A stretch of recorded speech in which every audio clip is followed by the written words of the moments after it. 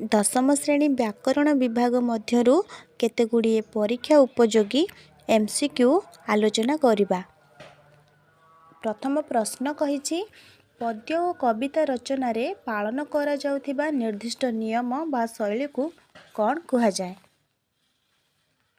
Option रे रहिछि option A Chokhi, option B छंद, ऑप्शन सी स्वर, ऑप्शन डी लय।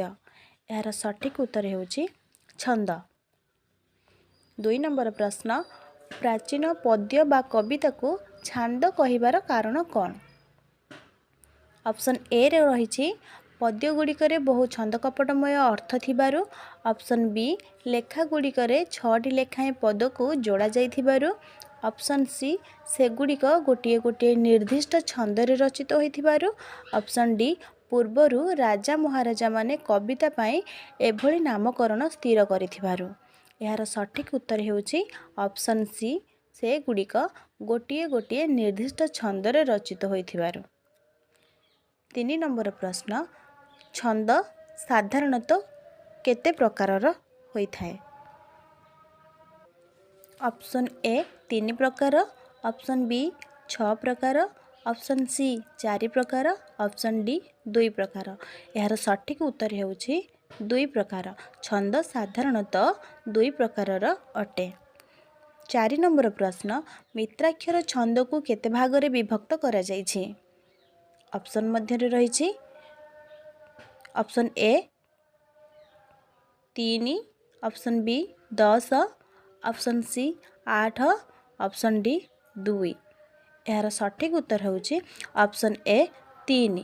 मित्राक्षर छंद को 3 भागरे विभक्त करा जाइछि। 5 नंबर प्रश्न जे कोनोसी कवितार प्रत्येक अंश को कौन कहा जाए।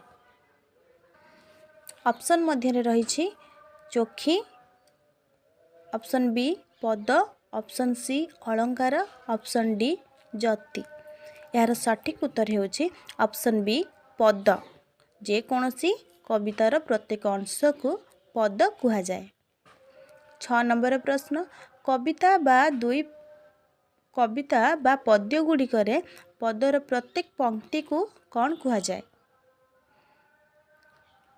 ऑप्शन ए जति, ऑप्शन बी छंद, ऑप्शन सी अलंकार, ऑप्शन डी पाद। यार सठिक उत्तर हेउछि पाद। कविता बा पद्य गुड़िकरे प्रत्येक पदर प्रत्येक पंक्ति को पाद कहा जाए। 7 नंबर प्रश्न पद्य बा कविता गुड़िकर प्रति पदरे केतोटी पाद थाए। ऑप्शन ए 2टी, ऑप्शन बी 4टी, ऑप्शन सी 2 बा ततोधिक, ऑप्शन डी गोटिए। यार सठिक उत्तर हेउछि ऑप्शन सी 2 बा ततोधिक। 8 नंबर प्रश्न छंदर नियमानुजाई पदगुड़ी को आवृत्ति कला बेले प्रत्येक पादर निर्दिष्ट अक्षर उपरे कौन नेबाको होइथाए। ऑप्शन ए विश्राम, ऑप्शन बी राहा, ऑप्शन सी स्वर, ऑप्शन डी ताल। यार सठिक उत्तर हेउछि ऑप्शन ए विश्राम। 9 नंबर प्रश्न कवितार पदगुड़ी को गान कला बेले प्रत्येक पादर निर्दिष्ट अक्षर उपरे जो विश्राम नेबाको होइथाए ताहाकू कौन कहा जाए।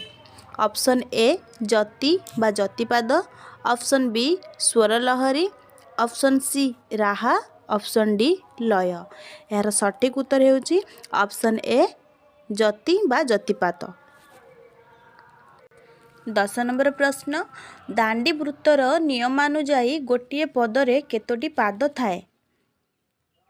ऑप्शन ए 4टी, ऑप्शन बी 2टी, ऑप्शन सी 6टी, ऑप्शन डी गोटिए।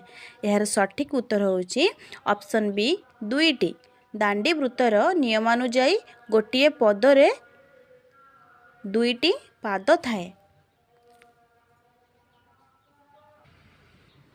11 नंबर प्रश्न दांडी वृत्त बा छंदरे लेखा जाउथिबा पदर प्रत्येक पादर अक्षर संख्या केते। Option A 14, option B 12, option C 18, option D समान नुहे। यार सठिक उत्तर ହେଉଛି ऑप्शन डी समान नुहे। 12 नंबर प्रश्न निम्नस्थ केउं वृत्त बा छंदरे लेखा जाउथिबा कवितारे निर्दिष्ट भावरे जतिपात हुए नाही। ऑप्शन ए गुज्जरी, ऑप्शन बी दांडी वृत्त, ऑप्शन सी विभास केदार, ऑप्शन डी बंगलाश्री। यार सठिक उत्तर ହେଉଛି ऑप्शन बी दांडी वृत्त। 13 नंबर प्रश्न निम्नोक्त केउं ग्रंथटी दांडी वृत्त छंदरे रचित अटे। Option A Tapaswini, option B Darbar, option C Sarala Mahabharata, option D Chilika. यार सठिक उत्तर ହେଉଛି सारला महाभारत। 14 नंबर प्रश्न चैतन्य दासଙ୍କ केउं ग्रंथटी प्रसिद्ध दांडीवृत्त छंदरे रचित अटे। Option A Vishnugarbha Purana, option B Vedanta Sara Gita, option C Maya Lahari, option D Vishnu जन्म।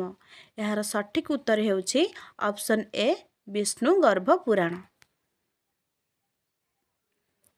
15 नंबर प्रश्न प्रसिद्ध दांडीवृत्त छंदरे लिखित बलराम दास कृत ग्रंथटीर नाम कौन।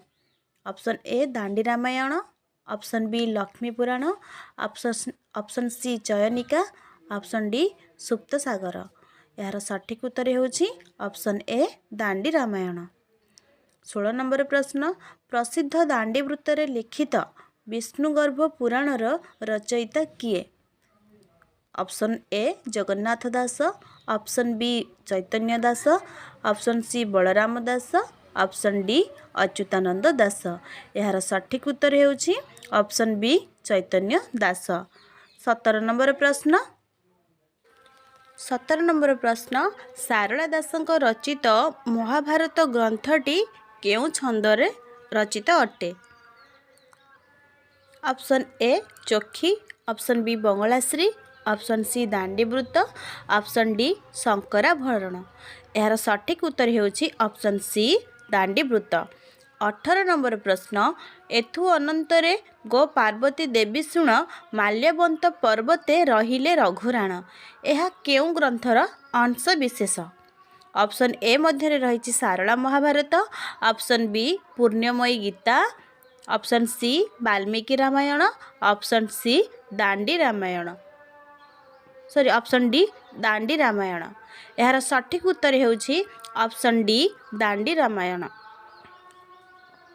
19 नंबर प्रश्न निम्नोक्त मध्यरु केउं ग्रंथटी गुज्जरी छंदरे रचित। Option A Bhagavata, option B Sarala Mahabharata, option C Dandi Ramayana, option D दरबार। यार सठिक उत्तर ହେଉଛି option A Bhagavata.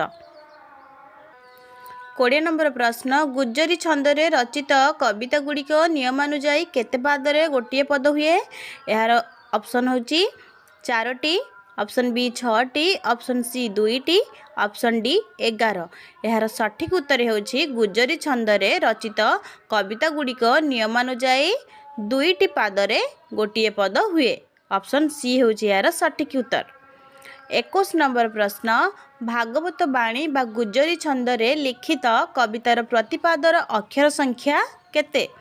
Option A रे रही 8, ऑप्शन बी रे रही 9, ऑप्शन सी रे रही 14 एवं ऑप्शन डी रे रही 12। यार सठिक उत्तर होची ऑप्शन बी 9। 22 नंबर प्रश्न गुज्जरी छंदरे रचित कविता को अन्य कौन मध्य कुहा जाई थाए। ऑप्शन ए रे रही नटबाणी, ऑप्शन बी रे Bibhas Kedar, option C Chokhi, option D Nabakshari. यार सठिक उत्तर होची ऑप्शन डी नवाक्षरी। 23 नंबर प्रश्न नवाक्षरी छंदरे रचित कवितार प्रतिपादर तृतीय, पंचम और शेष अक्षर उपरे कौन होई थाए। ऑप्शन ए स्वर स्थिर, ऑप्शन बी लहरी, ऑप्शन सी जतिपात, ऑप्शन डी पद्यशेष। यार सठिक उत्तर होची ऑप्शन सी जतिपात। 24 नंबर प्रश्न भागवत बाणी बा गुज्जरी छंदरे रचित कवितार प्रतिपादर केउं केउं अक्षर उपरे जतिपात हुए। ऑप्शन ए अच्छी प्रथम चतुर्थ और शेष, ऑप्शन बी रही तृतीय पंचम और शेष, ऑप्शन सी रही द्वितीय तृतीय और शेष, ऑप्शन डी रही प्रथम तृतीय और चतुर्थ। यार सठिक उत्तर होउछि ऑप्शन डी प्रथम तृतीय और चतुर्थ। 25 नंबर प्रश्न नटवाणी छंदरे रचित कविता गुड़िक केतोटी पादरे गोटिए पद हुए? ऑप्शन ए 2टी, ऑप्शन बी 3टी, ऑप्शन सी 4टी, ऑप्शन डी 6टी। यार सठिक उत्तर होउछि ऑप्शन ए 2टी। 26 नंबर प्रश्न नटवाणी छंद को अन्य केउ नाम रे मध्य जना जाई थाए? ऑप्शन ए रे रही Gujari, option B Bangalashri, option सी शंकराभरण एवं ऑप्शन डी विभास केदार। यार सठिक उत्तर होउछि नटवाणी छंद को अन्य एक नाम जहाँकि विभास केदार नाम रे मध्य जना जाई थाए। यार उत्तर होउछि विभास केदार। 27 नंबर प्रश्न नटवाणी छंदरे गोटिए पादरे केतोटी अक्षर थाए? ऑप्शन ए रे रही 22, option B 16, option C 12, option D 14। यार सठिक उत्तर होउछि ऑप्शन सी 12। 28 नंबर प्रश्न विभास केदार छंदरे रचित कवितार प्रतिटी पादर अक्षर संख्या केते? ऑप्शन ए मध्य रही 14, option B 12, option C 9, option D 18। यार सठिक उत्तर होउछि ऑप्शन बी 12। 29 नंबर प्रश्न नटवाणी छंदर प्रत्येक पादर अक्षर संख्या केते? Option A 18, option B 10, option C 12, option D 29। यार सठिक उत्तर होउछि ऑप्शन सी 12। 30 नंबर प्रश्न केउ छंदरे रचित कवितार प्रति पादर अक्षर संख्या 12? ऑप्शन ए रही बंगलाश्री, ऑप्शन बी भागवत बाणी, option C Chokhi, option D नटवाणी। यार सठिक उत्तर होउछि ऑप्शन सी नटवाणी छंद बा नटवाणी छंदरे रचित कवितार प्रति पादर अक्षर संख्या होउछि 12।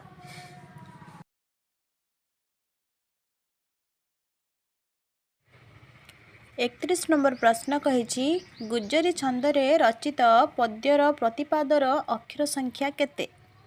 ऑप्शन ए रे रही 18, option B 9, option C 14, option D 12। यार सठिक उत्तर होउछि ऑप्शन बी 9।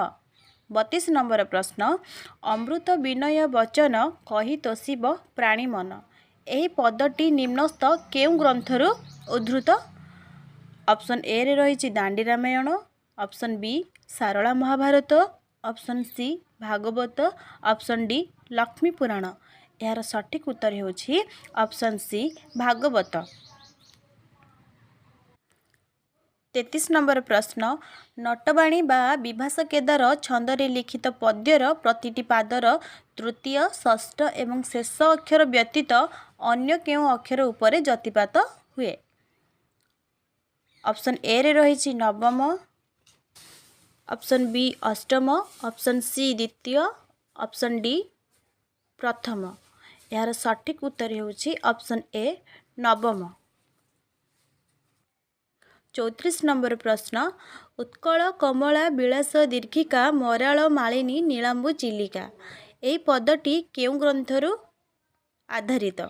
ऑप्शन ए मध्य रही प्रणय बल्लरी, ऑप्शन बी रे रही Dandi Ramayana, option C Chilika, option D Keshaba Koili. यार सठिक उत्तर होउछि ऑप्शन सी चिलिका। 35 नंबर प्रश्न चिलिका काव्यटी काहा द्वारा रचित? Option A Gangadhar Meher, option B Jagannath Das, option C Chaitanya Das, option D Radhanath Ray. यार सठिक उत्तर होउछि option D Radhanath Ray. 36 number प्रश्न चोखी छंदरे रचित पद्यरे गोटिए पदरे केतोटी पाद थाए? Option A 9, option B 4, option C 7, option D 18। यार सठिक उत्तर होउछि ऑप्शन बी 4। 37 नंबर प्रश्न चोखी वृत्तरे रचित पद्यरे केतोटी पादरे गोटिए पद हुए?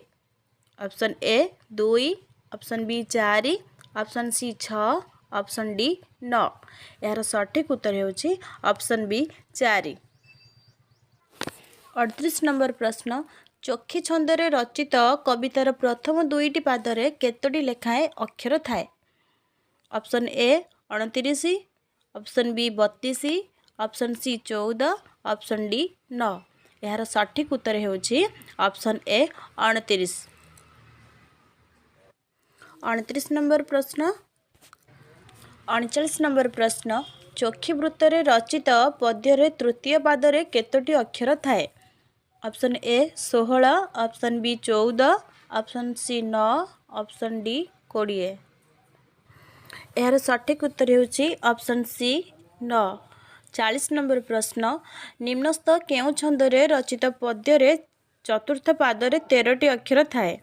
Option A Sankarabharana, option B Bangalashri, option C Natabani, option D Chokhi. यार सठिक उत्तर होची option D Chokhi.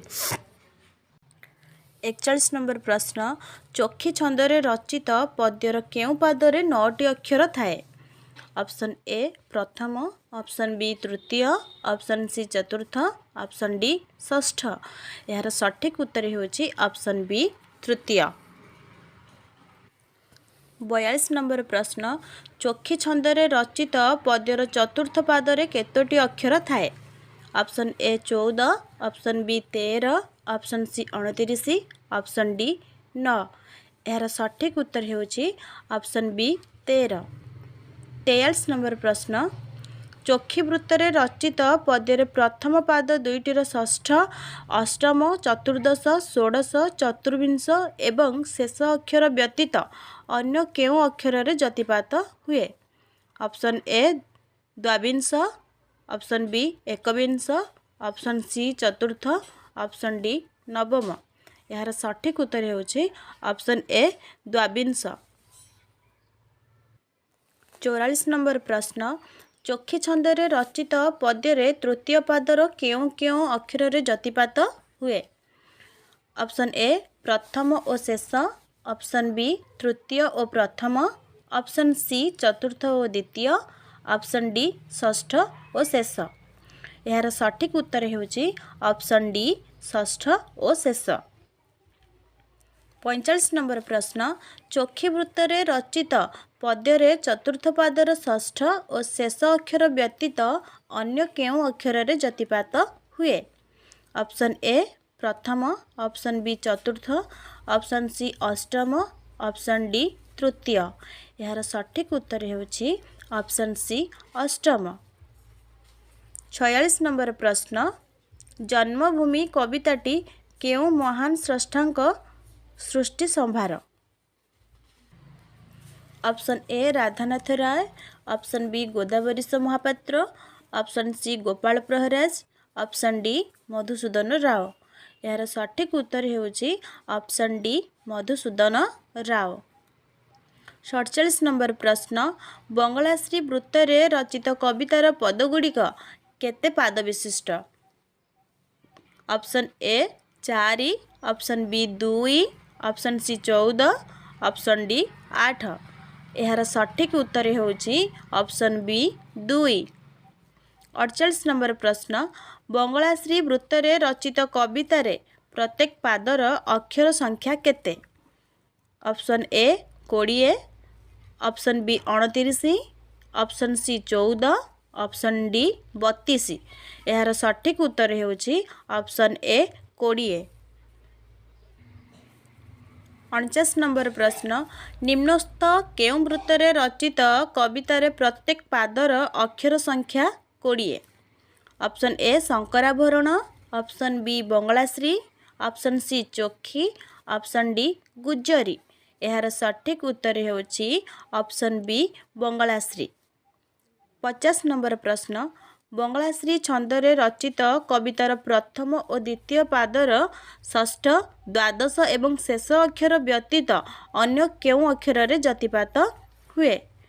Option A तृतीय, ऑप्शन बी एकादश, ऑप्शन सी सप्तम, ऑप्शन डी अष्टादश।